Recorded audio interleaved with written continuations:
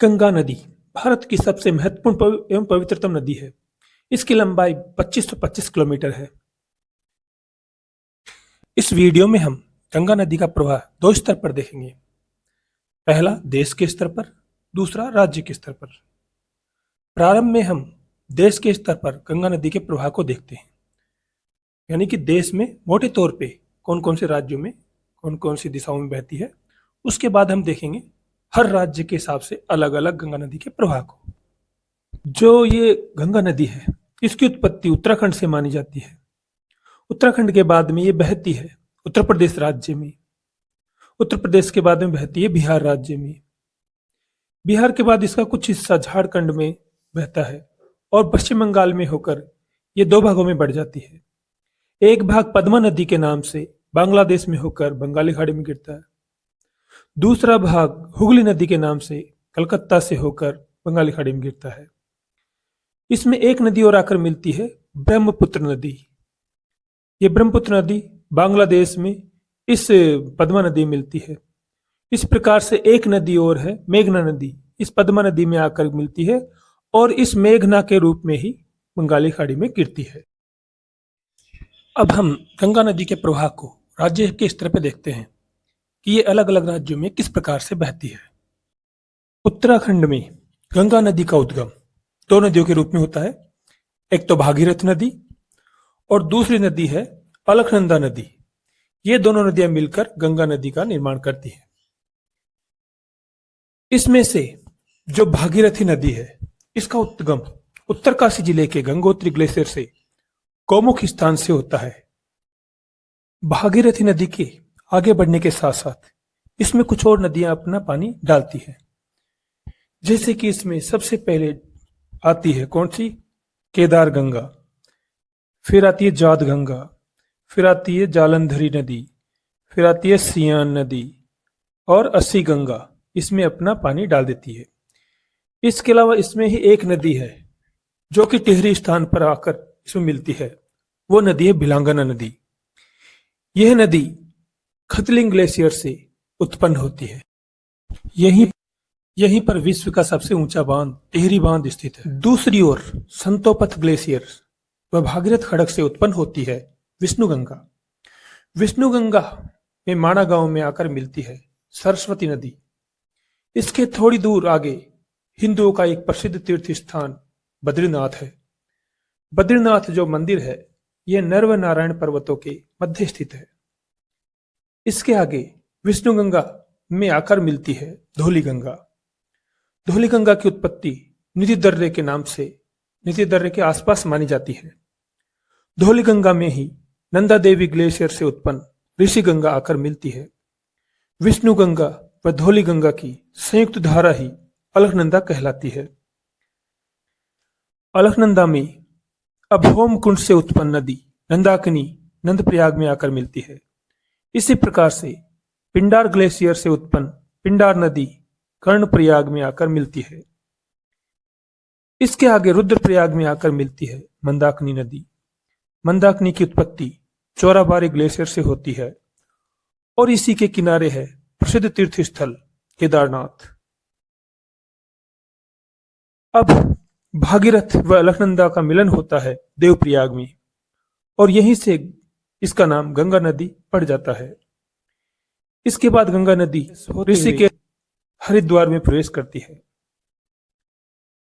ऋषिकेश व हरिद्वार के मध्य स्थित देहरादून में इन दोनों को अलग करने वाली शिवालिक पर्वत श्रेणी यहीं पर स्थित है। हरिद्वार के बाद सबसे पहले गंगा नदी पहली बार मैदानों में प्रवेश करती है और यहां से यह नदी उत्तर प्रदेश के बिजनौर से उत्तर प्रदेश में प्रवेश करती है। अर्थात उत्तराखंड के हरिद्वार से बाहर निकलती है और उत्तर प्रदेश के बिजनौर से अंदर प्रवेश करती है उत्तर प्रदेश में। गंगा नदी उत्तर प्रदेश के बिजनौर जिले में प्रवेश करती है और बलिया से बाहर निकल जाती है।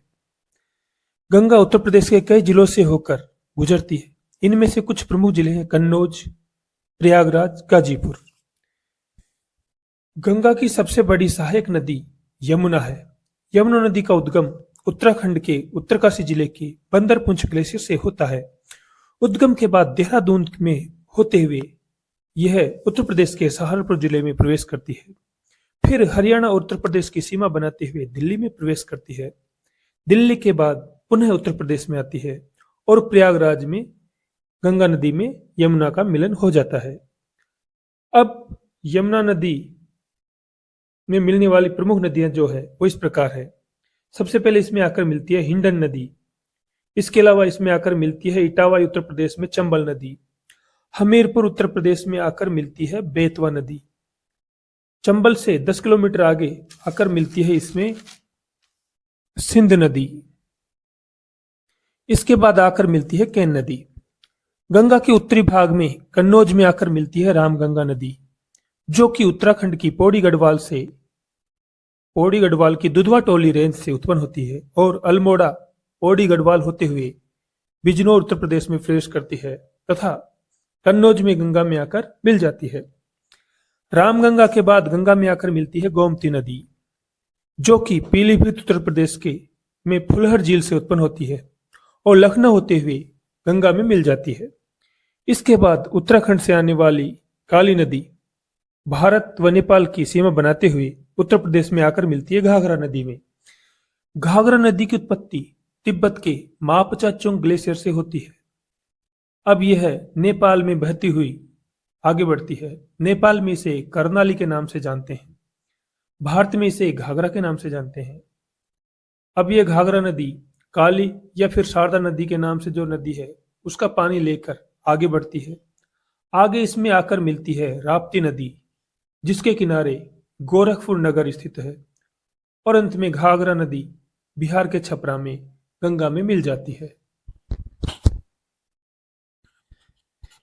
बिहार में गंगा का प्रवेश बक्सर में चौसा स्थान से होता है तथा निकलती है कटिहार जिले से। यह बिहार के 12 जिलों से होकर गुजरती है। ये जिले क्रमशः बक्सर, भोजपुर, सारण, पटना, वैशाली, समस्तीपुर, बेगूसराय, लखीसराय, मुंगेर, भागलपुर, खगड़िया व कटिहार जिले मुख्य हैं। गंगा नदी में बिहार में छपरा में आकर मिलती है घाघरा नदी। घाघरा नदी के बाद गंगा में आकर मिलती है गंडकी नदी। गंडकी नदी की उत्पत्ति नेपाल के नोबाइन ग्लेशियर से मानी जाती है। नेपाल में इसे नारायणी नदी के नाम से जानते हैं। यह नदी पटना से कुछ आगे वैशाली में आकर गंगा में मिलती है। अब गंगा में मिलती है कोसी नदी, जो कि तिब्बत से उत्पन्न होकर नेपाल में बहती हुई बिहार के कटिहार में गंगा में मिल जाती है। इसे बिहार का शोक भी कहते हैं, क्योंकि यह अपना मार्ग बार बार बदलती रहती है, जिससे बिहार में बाढ़ आती रहती है। इसी कारण इसे बिहार का शोक कहते हैं। गंगा के उत्तर से बिहार में मिलने वाली सबसे अंतिम नदी महानंदा है, जो कटिहार में आकर गंगा में मिल जाती है। गंगा के दक्षिण से आकर मिलने वाली पहली नदी है कर्मनासा नदी, जो बक्सर में आकर गंगा में मिलती है। इसके बाद गंगा में मिलती है सोन नदी। सोन नदी का उद्गम छत्तीसगढ़ व मध्य प्रदेश में स्थित अमरकंटक पहाड़ी है। सोन नदी इस अमरकंटक पहाड़ी के पूर्वी भाग से उत्पन्न होती है और इसके पश्चिमी भाग से उत्पन्न होती है नर्मदा नदी।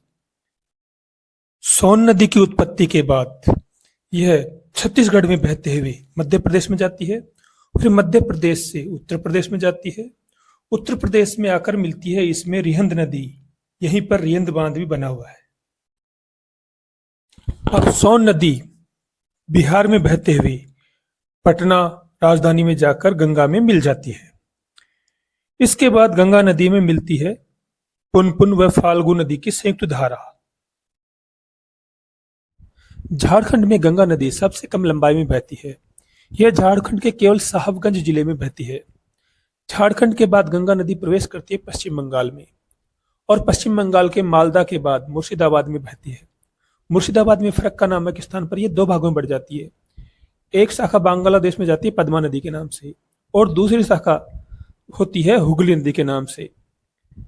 बांग्लादेश में जो पद्मा नदी है उसमें आकर मिलती है ब्रह्मपुत्र नदी, और फिर इसके बाद ये पद्मा के नाम से आगे बढ़ती है, और फिर बाद में इसमें आकर मिलती है मेघना नदी। अब इसका नाम मेघना ही पड़ जाता है और मेघना के रूप में ही ये बंगाल की खाड़ी में गिर जाती है। इधर मुर्शिदाबाद के बाद गंगा से अलग हुई शाखा, जिसे हम हुगली के नाम से जानते हैं, वो कलकत्ता से होकर बंगाल की खाड़ी में गिरती है। इस हुगली नदी में आकर मिलती है दामोदर नदी, जिसकी उत्पत्ति झारखंड के लातूर जिले से होती है। यह नदी बोकारो, आसनसोल, दुर्गापुर, वर्धमान से होते हुए कलकत्ता के दक्षिण में हुगली नदी में मिल जाती है। दामोदर नदी को हम पश्चिम बंगाल का शोक भी कहते हैं।